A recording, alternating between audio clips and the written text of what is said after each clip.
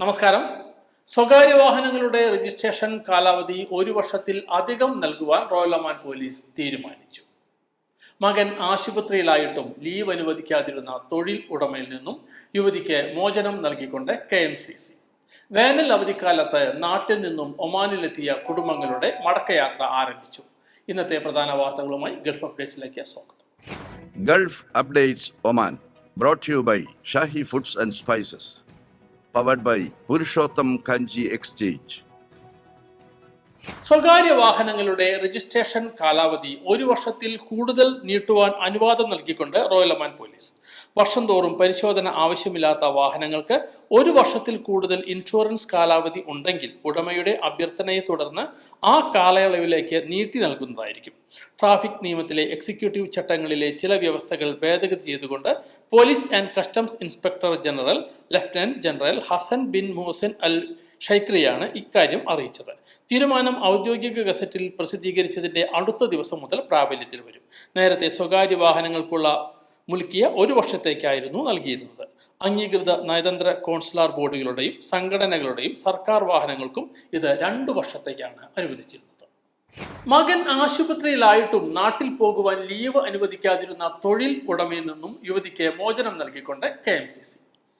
8 മാസങ്ങൾക്ക് മുൻപാണ് എറണാകുളം സ്വദേശിയായ യുവതി വീട്ടുജോലിക്ക് ഒമാനിൽ എത്തുന്നത്. അതിനിടയിൽ കഴിഞ്ഞ ദിവസമാണ് ഇവരുടെ മകൻ നാട്ടിൽ അപകടത്തിൽപ്പെടുന്നതും ഗുരുതരാവസ്ഥയിൽ ആശുപത്രിയിൽ പ്രവേശിപ്പിക്കുന്നതും. മകൻ വെന്റിലേറ്ററിൽ ആണെന്ന് അറിയിച്ചിട്ടും തൊഴിലുടമ യുവതിക്ക് ലീവ് അനുവദിച്ചില്ല. വീട്ടുകാർ വിവരം അറിയിച്ചതിനെ തുടർന്ന് ദുബായ് പ്രവാസിയായ Ashiq Ruwi KMCC treasurer Muhammad വാണിമേലിനെ വിവരം അറിയിക്കുകയായിരുന്നു.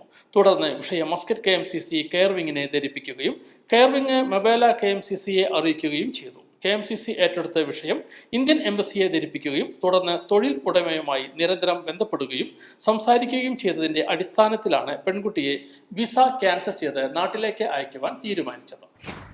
നാട്ടിലെ സ്കൂൾ അവധിക്കാലത്ത് ഒമാനിലെത്തിയ പ്രവാസി കുടുംബങ്ങളുടെ ഒമാനിൽ നിന്നുള്ള തിരികെ യാത്ര ആരംഭിച്ചു.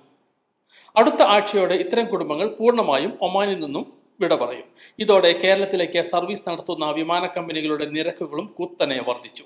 ചില ദിവസങ്ങളിൽ പല റൂട്ടുകളിലും ടിക്കറ്റ് കിട്ടാത്തത് അടിയന്തരമായി നാട്ടിൽ പോകുന്നവർക്ക് വിനയാകുന്നുണ്ട്.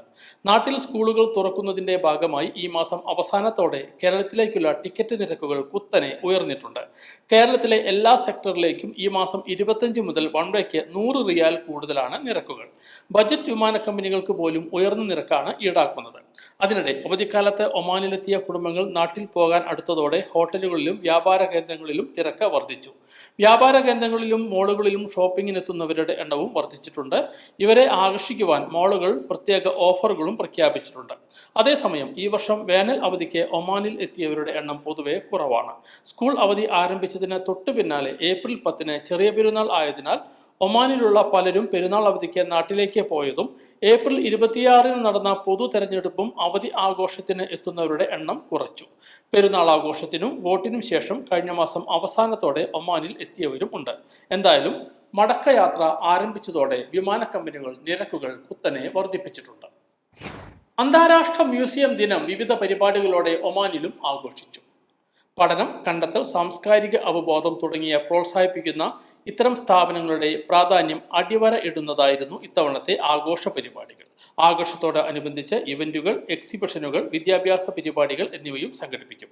നവോത്ഥാന കാലഘട്ടത്തിന്റെ തുടക്കം മുതലേ രാജ്യത്തെ പ്രധാനപ്പെട്ട പുരാവസ്തു ശേഖരങ്ങൾ കണ്ടെത്തുന്നതിനും മ്യൂസിയങ്ങൾ അടക്കമുള്ളവ പ്രോത്സാഹിപ്പിക്കുന്നതിനും ഒമാൻ പ്രത്യേകം ശ്രദ്ധ കേന്ദ്രീകരിച്ചിരുന്നു.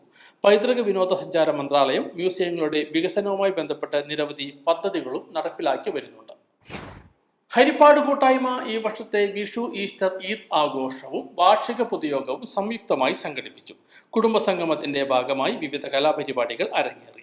വാർഷിക പൊതുയോഗത്തിൽ 2024-25 വർഷത്തേക്കുള്ള 32 അംഗ ഭരണസമിതിയെയും തെരഞ്ഞെടുത്തു. രാജൻ ചെറുമണിശ്ശേരിൽ രക്ഷാധികാരിയായും സാബു പരിപ്രയിൽ പ്രസിഡന്റായും രാജേഷ് നായർ വൈസ് പ്രസിഡന്റുമായുള്ള കമ്മിറ്റിയാണ് രൂപീകരിച്ചിട്ടുള്ളത്. 11 വർഷം പൂർത്തിയാക്കുന്ന സംഘടന ഈ വർഷവും ഒമാനിലെ പ്രവാസി സമൂഹത്തിലും കേരളത്തിലുമായി വിവിധ സാംസ്കാരിക ജീവകാരുണ്യ പ്രവർത്തനങ്ങൾ ഏറ്റെടുത്ത് നടത്തുമെന്ന് ഭാരവാഹികൾ അറിയിച്ചു. ഇതോടുകൂടി ഇന്നത്തെ ഗൾഫ് അപ്ഡേറ്റ്സ് പൂർണ്ണമാവും. വീണ്ടും കാണുന്നത് വരെ നന്ദി, നമസ്കാരം.